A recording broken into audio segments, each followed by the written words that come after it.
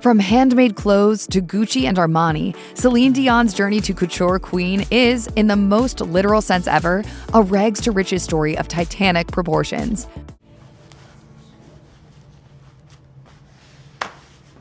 Time to hit the road. 1997 marked the release of the blockbuster hit Titanic, which had 90s tweens flocking to movie theaters and returning again and again. The cultural phenomenon that the film drummed up was almost an obsession. Of course, Dion's award-winning movie track, My Heart Will Go On, was a large element of the fandom. The song became a jewel in Dion's discography.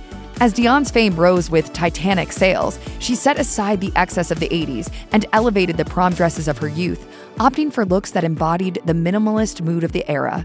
She began stunning in sheer, sleek, spaghetti-strap maxi dresses, getting bold with the naked look, like the red sparkly dress with sheer paneling on the waist that she wore to the 97 TJ Martell Foundation Gala.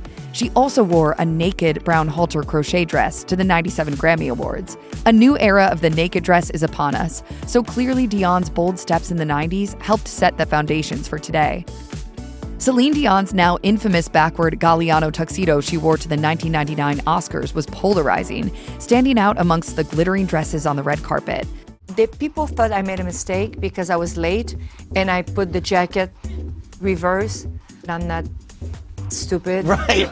But the daring fashion twist is now known as one of her most iconic looks. Even though she considered the look a flop, it opened the door to different ideas of glamour and remained one of her favorites. She told Vanity Fair in 2019, "People thought, is that a joke? What is she trying to say?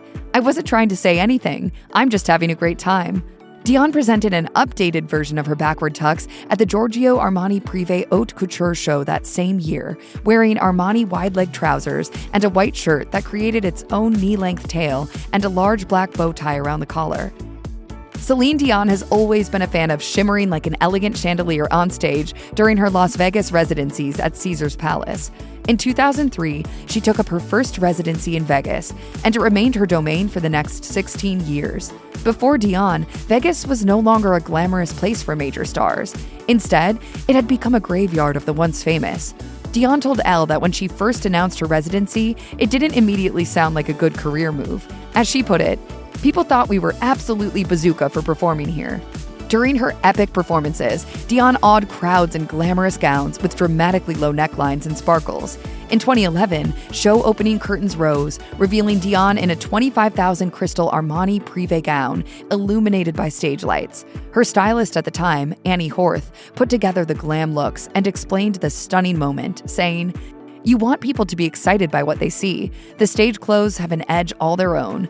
Horth and Dion first teamed up in the late 90s, taking a break when Dion moved to Vegas. But when Dion decided to move away from traditional Vegas costumes, she got Horth back on board to give her wardrobe a facelift. Horth collaborated with haute couture designers to develop 7 distinct looks. Ever since, Dion almost only wears couture for performances. Celine Dion's couture angel look gave her performance of Titanic's My Heart Will Go On wings at the 2017 Billboard Music Awards. Her emotional vocals, paired with the breathtaking crystal chandelier curtain and visuals of the tragic movie romance playing behind her, made for an emotional watch on the film's 20th anniversary. The Atlantic said the performance saved the Billboard Music Awards. Stylist Law Roach told Billboard, "I think when those lights come up, people are really going to have that clutch my pearl, that deep sigh moment. You will remember her performance and her voice, but you will also remember her dress. No doubt about it." It was emotional. I was like, hold your tears, hold your tears. Stéphane Roland Couture created the captivating gown, according to Harper's Bazaar. It features dramatic puffed shoulders over a long-sleeved body-hugging gown and a deep plunging neckline with silver accents. Law Roach, who had worked with Dion prior to the event, told Billboard, "I think I've really grown to know who Celine is as an artist, a woman, and a fashion girl. I don't think a lot of people got to see that before, and it's so fun for me to be able to show people through our fashion choices exactly who this woman is that we all grew up listening to our entire lives." In 2018, Celine Dion took a break from Vegas to tour, with costuming that played more boldly with fashion. Law Roach said to Vanity Fair, "Celine has no fear, and when you have that type of energy, you have this attitude that we can do whatever we want, and we don't care who likes it or dislikes it. Fashion is supposed to be polarizing. It has to be overwhelming." Even though Roach has been credited with the Canadian singer's revamped style, even he was taken aback by how fashion-savvy she already was when they began working together. In addition to her many iconic tour outfits during this era, Dion showed up on The Tonight Show starring Jimmy Fallon, wearing a dazzling Schiaparelli haute couture dress. I don't know if you know this, but we're in the middle of a Celine Renaissance. That's what You we're should have calling let it. me know. I would have dressed appropriately. No, yes. The beige look included a gathered sleeve top in double organza, which she paired with a nude pleated wool skirt and black pumps. The gathered sleeves that tumbled off her shoulders gave a dramatic, sexy look. Celine Dion continued to impress during 2019's Fashion Week, making her mark on the French capital. She attended all the top shows in stunning outfits, which took bold and playful risks. When she attended the Valentino show, she wore an elegant, modern, feathered turtleneck dress by Valentino, which she combined with silver heels and a shimmering metallic purse. It's obvious how much Dion loves fashion. You can witness her joy as she's often caught clapping and cheering in the subdued fashion crowd. At Giambattista Valli's show in 2017, an Instagram video showed her jumping up and down in excitement.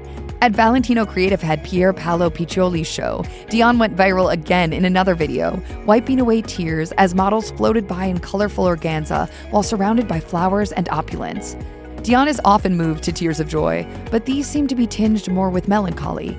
For Dion, another element of the moment could have been the fact that the show played Roberta Flack's The First Time Ever I Saw Your Face, which is the song that she and her late husband had their first wedding dance to in '94. The date coincided around the anniversary of his death. Celine Dion dropped Jaws at the 2019 Met Gala in an Oscar de la Renta bodysuit, decked out with sequins and draped in glorious glittering, beaded fringe, topped off with a towering feathered headpiece. Dion's outfit was constructed from 18 panels, was hand-beaded by 52 master embroiderers, took 3,000 hours to create, and weighed over 22 pounds. While strutting it on the red carpet, Dion played into the nostalgia with showgirl poses. I mean, who doesn't want to look? Yes, like look at that beadwork, look at that wingspan. 2019 was only her second Met Gala. She first attended in 2017, wearing a black and white Versace gown and a modern structured headpiece. Dion radiated a vibrant, bubbly energy and wasn't shy to let people know how thrilled she was to be attending. Videos and photos of her went viral, and critics proclaimed 2017 as the year of Celine Dion.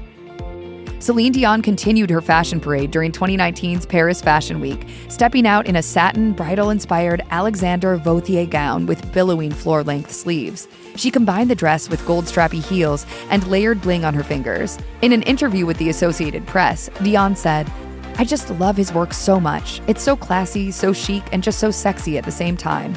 Dion is apparently obsessed with buying designer pieces. She already has such a large fashion collection, 10,000 pairs of shoes to be exact, that she needs a warehouse. She told Vanity Fair, "I treated myself to a playground, 2 stories of archives for all my clothes, shoes, belts."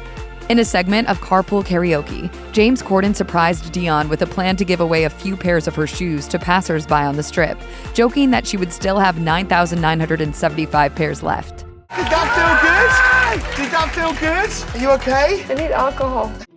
2019's Fashion Week produced some of Dion's best looks.